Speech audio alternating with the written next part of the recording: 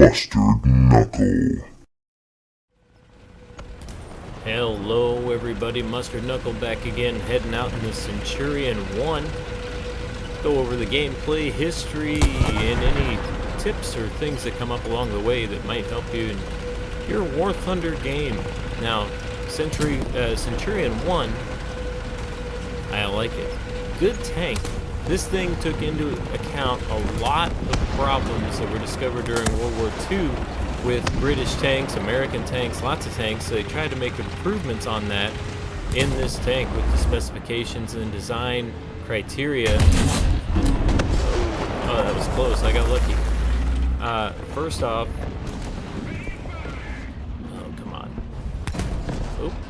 So this tank was kind of, the project was started in the early 40s, like 43 or so, 42, 43.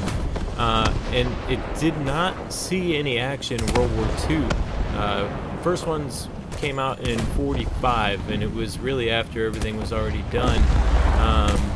But one of the things, those of us who use British tanks from time to time, the reverse. Reverse was one of the specifications that they really wanted on this, a faster reverse. It's got 2 speeds in reverse. So you can actually back up now instead of just creeping slowly backwards, which is helpful. I would assume it's also helpful in real life to be able to back up at any speed faster than a walking pace. So that's what they did. This tank, they got a lot of things right. I'm looking at that smoke, thinking somebody's going to pop out of there. I mean, he's right there. He's just, come on, pop out a little bit. See if I can get down there and get a look at him. Look at this amazing reverse speed. It's incredible. So what was seen, especially later on in the war, the Germans had managed to kind of trap American and British tanks where they needed reverse, and they could not reverse fast enough to get away from the traps that the Germans had set. Kind of just strategic traps, not actual like physical traps, but they basically set them up and they fell right into it. And because they didn't have any reverse speed, there was nothing they could do about it. Look at all those guys. Holy cow. Everybody's at sea. Here we go. Let's take a look at this guy. So this thing took, it took a lot of what they had learned. Beautiful. Oh, come on. And they actually developed based on that. There were a couple prototypes that came out early that were completely unsatisfactory. So they kept, going back to the drawing board. They got the 17-pounder gun on here. They changed the suspension to a simpler suspension setup called a Horstman suspension, which I don't know exactly what that is, but it's easier to work on, and it allows the crews to perform more maintenance on their own out in the field. So that's why the suspension change was important, even though it might seem kind of small, but it gave more versatility as far as out in the field, maintainability, that the crews were able to make some of those changes themselves rather than having to go to maybe have maintenance come out to them, or where they were just stuck. Now they're able to perform some of this maintenance on their own because it was simplified for them. The armor on this thing, they designed it to be able to withstand the 88mm shot from the German cannons, because they realized that that's kind of the direction everything's going. So going forward, we need to be able to withstand, trying to see what's going on here, the biggest that we know. Sort of like the T-34, the KV-1 caused the Germans to develop the Panzer IV, because the Panzer III wasn't good enough anymore. The gun primarily wasn't good enough anymore. So I'm just going to keep throwing that already out there, keep it going. So the big thing here is when you find a spot that's working, kind of stick with it for a minute, be patient, don't go nuts trying to do anything amazing, and you can really hold these guys back, especially from a spot like this. We can hold them back, and here we go, there's a guy trying to cut across, so he's not being patient. Let's see if we can make him pay for it here.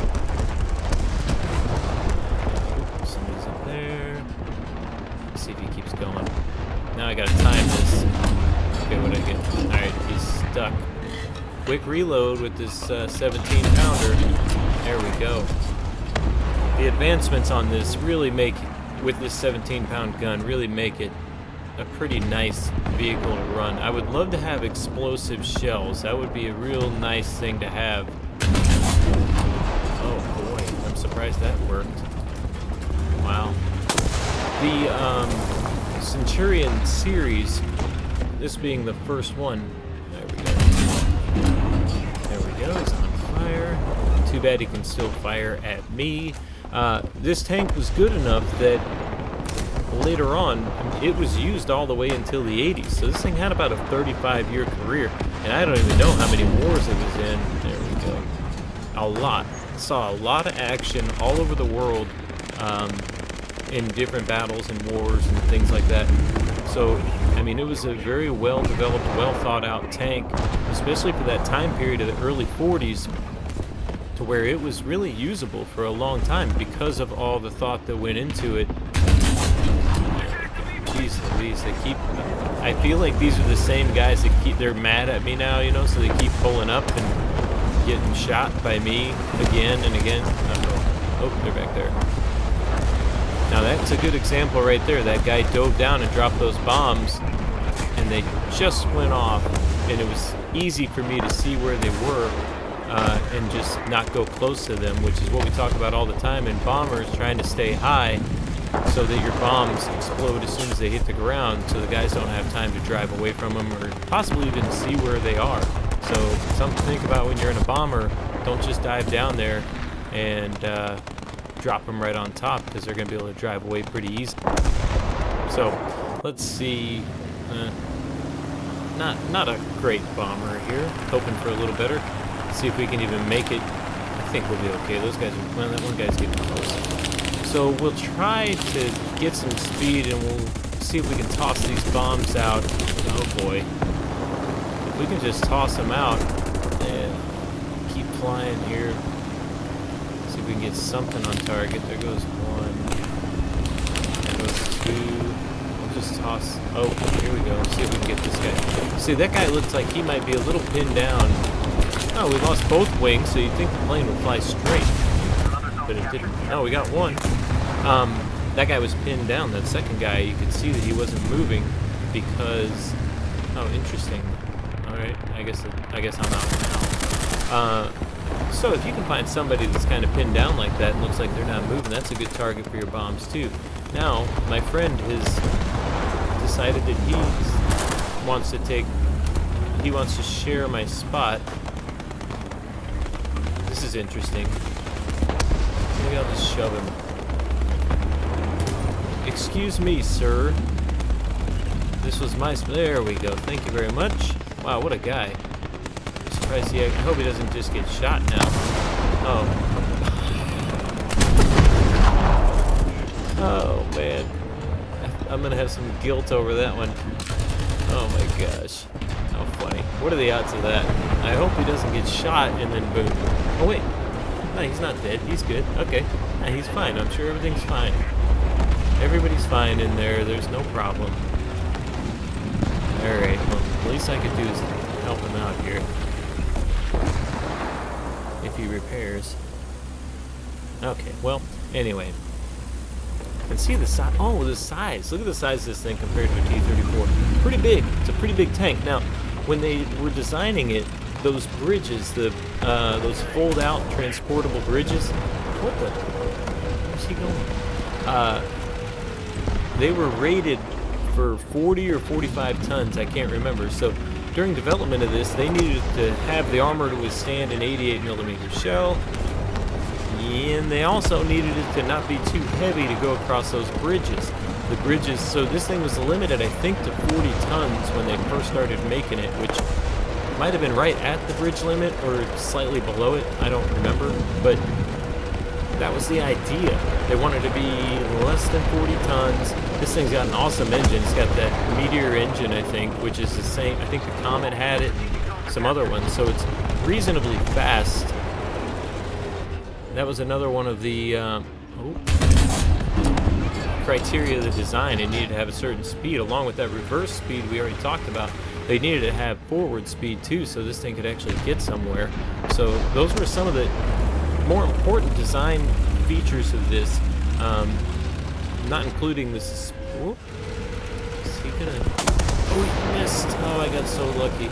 You gotta get lucky like that, at least. That's another tip. Here, I'm gonna call it a tip. Oh, wow. Too bad.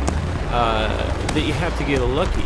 So, tip number 4, or however many, be lucky. So, you know, take that for what it is. Let's see what's going on now. I don't want to get too far in there because they're just gonna destroy me, and I don't want to have to start all over again at the spawn. Let's see if this guy's still here. He is. Will he find? Oh, hello. Oh, we're on fire, they say. Let's see here. Oh man. Well, this is gonna be interesting. I'd love to be able to just. I think they're gonna get me, honestly. I mean, I'm sitting right there. Yeah, here we go in a B-29. Now, I'm going to try to stay up here to drop these bombs. Just do a slight arc and see if I can hold that right on them. There we go. There's some more for you. Let's see. I'm not going to be able to make this turn. And I don't think they're looking. I think they're more worried about getting off the spawn. So, just got to do what you got to do on that one. I'm not too happy about. Oh, jeez. I don't think I got anybody. Oh, I got 1. Oh, 2. Alright, here we go. That'll work. Okay, I got 3 bombs left. I'm not going to be able to get flattened. Oh, no, I'm not. Maybe here? There we go. Let's see if that does anything. Oh! Oh, and I'm on fire now. Jeez Louise. How lucky did I get to get back in this thing before it just burned up completely? Wow. Alright. Got a couple bombs in there. Man, this is a long game. This is a pretty good battle here. Throw some artillery out here now. I mean, we got 2. Oh, what's this guy doing? What's this joker? He fired smoke at me. That's a pretty smart move. I like it. I usually don't want to bother reloading to get. There.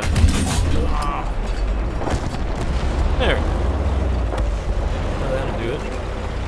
I usually don't want to bother changing shells to throw that smoke out at somebody, but it really does work well, and sometimes when you're in a battle and you can have somebody that'll... Oh, this guy's... Oh, my bomb blew him over. Holy cow. Here we go. Oh, don't do that. He's going to show me his belly here in a second. In the wild, the animals never want to show their belly because that's where all the good stuff is. Ugh, that's kind of weird. But you know what I mean, like that's where all the guts are and stuff, and that guy just showed me his ammo, so he blowed up.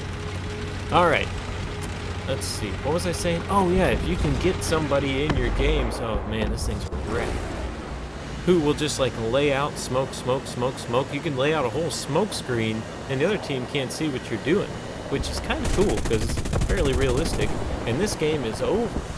9 kills is only good enough for 3rd place in this one. I guess because some of it was from bombing and not tremendously interesting stuff, but I thought it was a fun game. And that's the Centurion 1. We might do another one about it. I mean, it's a pretty interesting tank just because of the amount of time it served and the time it was developed in the 40s, that it was designed so well to be effective for so long. Let's see, they had 1, 2, 3, 4, 5, 6, 7, 8, and we had 5? 6, 10. Looks like it was 10 to 6 on the 0s and 1s on that one, so Mustard Method wins again. Hope you enjoyed the video. Thank you to those of you who have subscribed lately. It's been pretty good. Stuff's happening. Anyway, I'm enjoying it. Hope you are too. Good luck. Have fun. See you in the next one.